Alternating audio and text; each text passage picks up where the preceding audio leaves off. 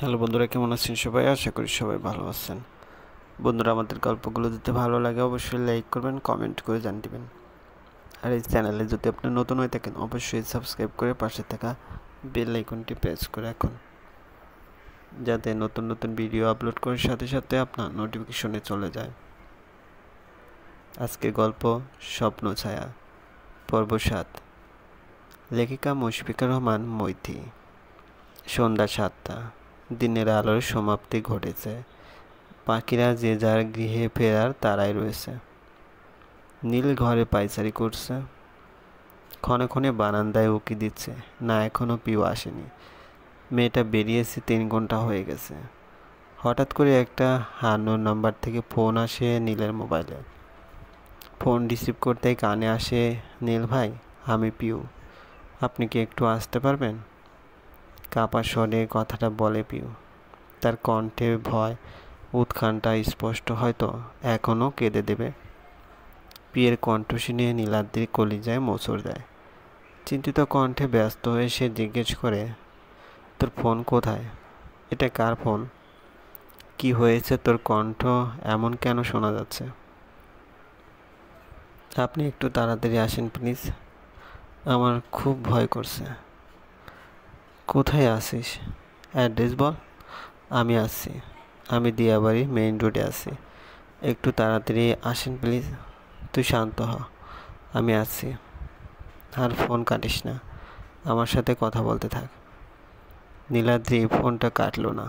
পিউয়ের ভীত কণ্ঠ তাকে ভুলিয়ে দিয়েছে যে কিছুক্ষণ পূর্বেও তার মাথা ব্যথা ছিল।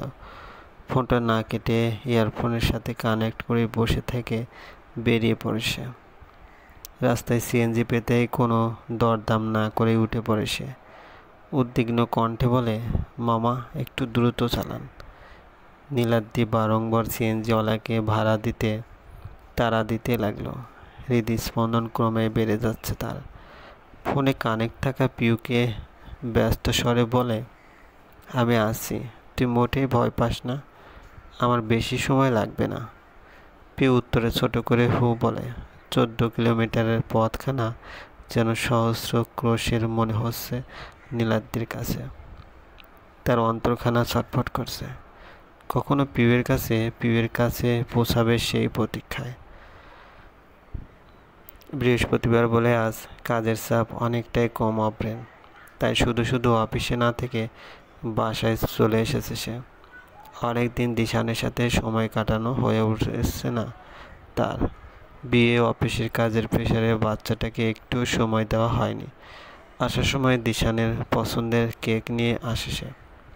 বাসায় আসতে দেখে শারমিন বেগম ড্রয়িং রুমে সোফায় বসে চা খেতে খেতে জি বাংলা চ্যানেলে কৃষ্ণকলি নামক সিরিয়াল দেখছেন।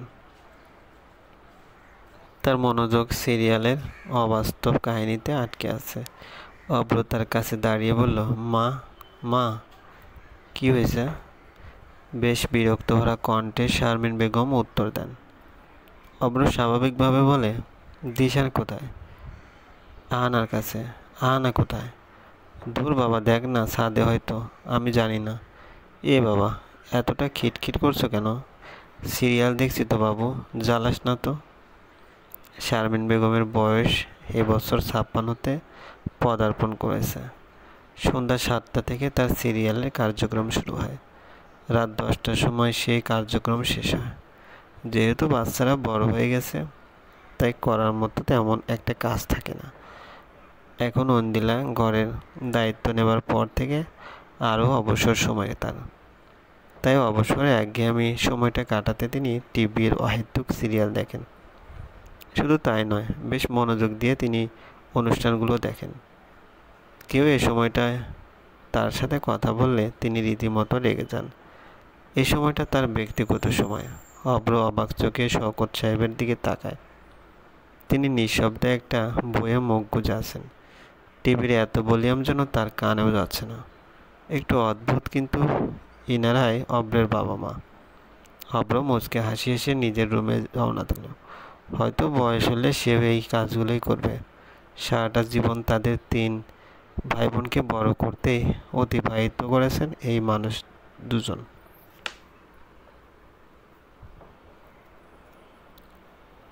তাদের নিজের জন্যই কখনোই সময় বের করা হয়ে ওঠেনি তাদের।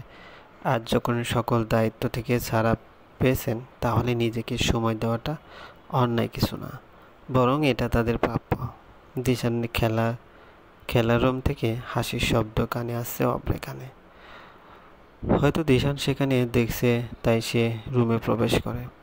ঐন্দ্রিলা তখন চোখে কাপড় বেঁধে দিশানের সাথে কানামাছি খেলতে ব্যস্ত। ঐন্দ্রিলা দিশান ভেবে প্রতিবার অন্য কিছু ধরে, আর দিশান তা দেখে খিলখিল করে হাসছে আর বলছে, মাম্মাম পালে না, মাম্মাম পালে না। দৃশ্যটা গভীর নয়নে দেখছে অব্র। দিশানকে এতটা হাসি খুশি সে 1.5 বছর আগে দেখেছিল, যখন জেনিফার বেঁচে ছিল। জেনিফারের সাথে কাটানো শেষ মুহূর্তগুলো খুব স্মরণীয় হয়ে আছে অব্রের মনে। জেনিফার এবং ঐন্দ্রিলার মাঝে কোনো মিল নেই। জেনিফার যতটা শান্ত ছিল, ঐন্দ্রিলা ততটাই ডানপিটে। যেখানে জ্যানিকে 10টা কথা বললেও কোনো উত্তর দিত না, সেখানে ঐন্দ্রিলার সাথে কথায় প্রতিবার হার মানে অব্র। তবুও মেয়েটিকে জ্যানির স্থান দিয়েছে দিশান। অবশ্য অব্রেরও মেয়েটাকে ততটা মন্দ লাগে না, বরং মেয়েটা আশেপাশে থাকলে অজানা শান্তি লাগে মনে। এর মাঝে ঐন্দ্রিলা অব্রের কাছে চলে আসে। হাতড়াতে অব্রের মুখখানা 2 হাতের মাঝে ধরে সে। অব্রে খোঁচা খোঁচা দাড়ি হাতে লাগাতে চোখের কাপড়টা সরিয়ে ফেলে সে। হুট করে চোখের সামনে অব্রকে দেখে তড়িৎ গতিতে খানিকটা পিছিয়ে যেতে নেয় ঐন্দ্রিলা, কিন্তু শাড়ি কুচিতে পা বেঁধে তাল সামলাতে না পেরে পড়ে যেতে নেয়। ঐন্দ্রিলা ভয়ে চোখ বুজে নেয়, মনে মনে ভাবতে লাগে, কোমরটা বুঝি এই চোটে ভেঙে গেল। কিন্তু হঠাৎ অনুভব হয় একটা শক্ত হাত তার কোমরে আঁকড়ে ধরেছে।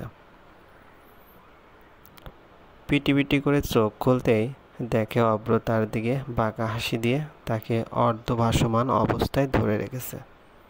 এদিকে দিশান হাততালি দিয়ে বলতে থাকে, ইয়েস বাবা, মাম্মামকে দোলে ফেলেছে, ইয়েস। অব্রের গরম নিঃশ্বাস ঐন্দ্রির মুখে আছড়ে পড়ছে। লোকটাকে কাছ থেকে আরো সুন্দর লাগে। ঐন্দ্রির হৃদস্পন্দন তীব্র থেকে তীব্রতর হচ্ছে। অব্র ফিসফিসিয়ে বলল, এভাবেই থাকবে? কথাটা কানে যেতেই দ্রুত নিজেকে সামলে নেয় ঐন্দ্রিলা। অব্রের কাছ থেকে 5 মিটার দূরে সরে যায় সে। ঐন্দ্রিলার লাজুক মুখখানা যেন আরো বেশি মোহনীয় লাগছে তার কাছে। লজ্জা পেলে নারীকে এতটা মোহনীয় লাগতে পারে, এটা জানা ছিল অব্রের। ঐন্দ্রিলা এখনও চোখ এড়িয়ে যাচ্ছে, বুকের দুঃখপোকানিটা এখনও কমেনি তার।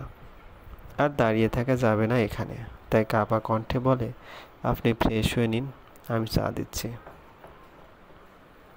বলে ছুটিয়ে পালিয়ে যায় ঐন্দ্রি। অব্র দিশানকে কোলে নিয়ে আদর করতে করতে বলে, তাহলে কি বুঝলো আব্বু, তোমার সিংহে মাম্মাম ও বাবাকে ভয় পায়? মোটেই না, আমার মাম্মাম বেস্ট, তবে রে।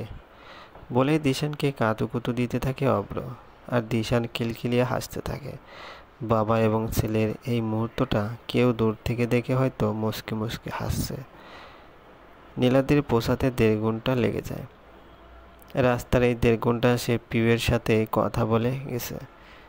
পিউয়ের বলা ঠিকানায় পৌঁছাতে দেখে এক কোনায় পিউ এবং 2টি মেয়ে জবুথবু করে দাঁড়িয়ে আছে। নীলাদ্রি ছুটে যায় পিউয়ের কাছে, ব্যাকুল কণ্ঠে বলে, পিউ, কি হয়েছে?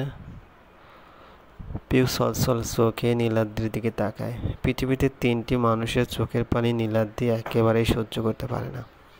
প্রথমত বাবা, দ্বিতীয়ত তার কলিজার টুকরো ঐন্দ্রিলা, আর সর্বশেষ সে মেয়েটা। নীলাদ্রি তার মুখটা 2 হাতে ধরে উঁচু করে। পিউ ঠোঁট কামড়ে কান্না আটকে রেখেছে। এবার হু হু করে মেয়েটা কেঁদে ওঠে। নীলাদ্রি এবার শক্ত কণ্ঠে বলে ওঠে, ফ্যাসফ্যাসানি থামিয়ে বল, কি হয়েছে? কেউ কিছু বলেছে? মেয়েটা কাঁদতে কাঁদতে হেঁচকি তুলে ফেলেছে। উপরন্তু নীলের ধমকে আরও যেন কান্নার বেগ বেড়ে গেছে।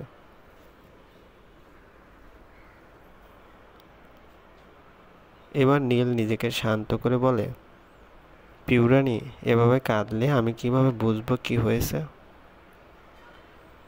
তখন সাবা বলতে শুরু করে, ভাইয়া আমি বলছি, আমরা বাসায় যাওয়ার জন্য যখন রওনা দেব তখন একটা বাইকে করে দুজন ছেলে পিউয়ের পার্স ধরে টান মারে।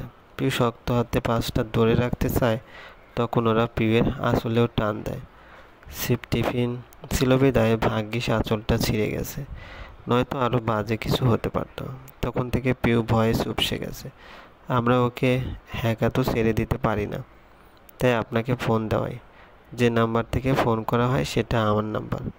কথাটা শোনা মাত্র যেন রাগে ফেটে পড়ে নীলাদ্রি। ঝাঁঝালো কণ্ঠে বলতে লাগে, যখন কেউ তোর পার্স ধরে টান মেরেছে তো ছেড়ে দিবি? ধরে রাখতে কে বলেছিল? যদি আঁচলটা রাস্তায় খুলে যেত, একবার চিন্তা করেছিস কী হতে পারতো? এত বলদ কেন তুই? নিজেকে কি ওয়ান্ডার ওম্যান ভাবিস নাকি? সে তুই ধরে রাখবি আর ওরা তোর শক্তির কাছে টিকতে পারবে না। কি হলো, উত্তর দে। আসলে পার্সে ফোনটা ছিল, ওখানে মায়ের সব ছবি ছিল। আমি বুঝিনি। হিচকি তুলতে তুলতে কথাটা বলে পিউ। পিউর চোখের কাজল লেপটে চোখের নিচে কালো হয়ে গেছে, নাকটা বরাবরের মতো লাল হয়ে আছে। নীলাদ্রি আর নিজেকে আটকে রাখতে পারল না, আলতো হাতে পিউয়ের চোখ জোড়া মুছে দিল। তারপর ধীর কণ্ঠে বলল, আমি ফুপির সব ছবি খুঁজে দেবো, আর কাঁদতে হবে না। এ ভুল যাতে দ্বিতীয়বার না হয়, মনে থাকবে? চল বাসায় চল। বলে পিউয়ের হাতটা নিজের হাতের মুঠোয় নেয়। নীলাদ্রি অশান্ত বুকখানা যেন শান্ত হয়েছে। পিউ গভীর নয়নে নীলাদ্রিকে দেখে যাচ্ছে। লোকটার হাজার বকুনি খেলেও বিপদের সময় সবার আগে এই লোকটার কথাই তার মনে পড়ে। কেন? উত্তরটি তার অজানা। রাস্তার লোকের পিউয়ের ছেঁড়া আঁচলটি ঘুরে ঘুরে দেখছে, তাই সরাসরি বাসার গেট অবধি সিএনজি ঠিক করে নীলাদ্রি। সারাটা রাস্তা পাশাপাশি বসে থাকা সত্ত্বেও কোনো কথা হয়নি তাদের কাছে। বাড়ির সামনে সিএনজি থামলে পিউ আগে নামে। ভাড়া মিটিয়ে হঠাৎ পিছনে থেকে নীলাদ্রি বলে ওঠে, পিউ একটু দাঁড়া। বলুন। আমি তোকে কিছু বলতে চাই। বলুন। আসলে আমি তোকে। চলবে। গল্পটি ভালো লাগলে অবশ্যই লাইক করবেন, কমেন্ট করে জানিয়ে দেবেন। চ্যানেলে যদি নতুন হয়ে থাকেন অবশ্যই সাবস্ক্রাইব করে পাশে থাকা বেল আইকনটি প্রেস করে রাখুন, যাতে নতুন নতুন ভিডিও আপলোড করার সাথে সাথে আপনার নোটিফিকেশনও চলে যায়। আর অলরেডি যারা সাবস্ক্রাইব করে রেখেছেন তাদেরকে অসংখ্য ধন্যবাদ। ভালো থাকবেন।